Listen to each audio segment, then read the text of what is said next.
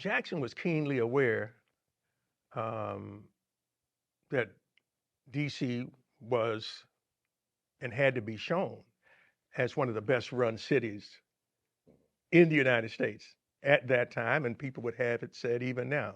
So to have this kind of, any other kind of riot might not have been as bad, but to have a race riot break out, we're talking about a president who was a general at one point, a military man.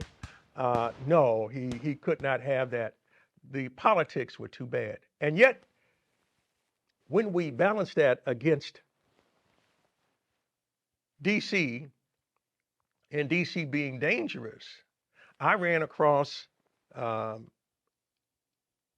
article in the Australian Colonial Literary Journal, 1844, I think it is, talking about how dangerous it was for Black people. If we try to unravel the Gordian knot that is the relationship between Black folk and the police, we cannot start today. We can't start in the 1920s. We had to go back to the beginning. Yes. And so, because this was a police state for African Americans, we have to look at the fact that already in the 1840s, you have a statement in Australian magazine about how Black folk can be arrested breathing while Black. That's it. And I say breathing while Black. You didn't have to be doing anything. Just existing. Just existing. Just existing. Time and time again. That's all you have to do. And you're arrested. So you say, well, Gibbs, what if he's a free Black man? A notice will be published in the paper, someone to come and claim him. Well, if he's free, who gonna claim him? Answer, nobody, because he owes no man a term of service. But he can still be sold to pay the jail fees. You still be sold to pay the jail fees.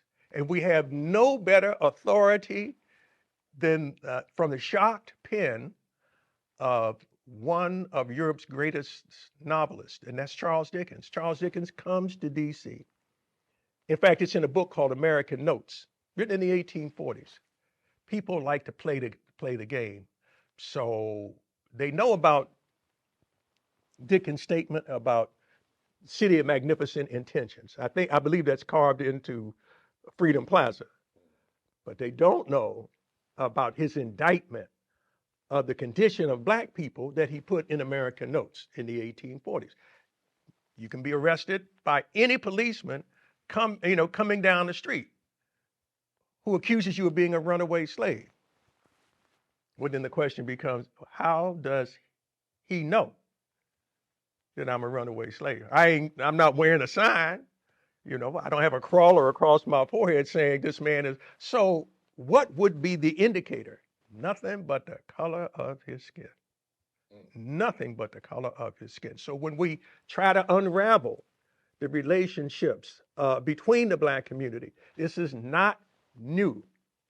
And we go back to, I'm in the 1840s, the two examples, one from an Australian magazine and the other one from a pen of one of America's, or if you will, Europe's greatest authors, about how difficult and how Black people cannot rely upon the power of the law to equally protect them, which we're going to see repeated once again in the race riot of 1919. Call upon the law.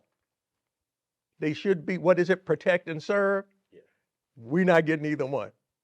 We're not getting either one. And that's as it has been since the beginning of the city.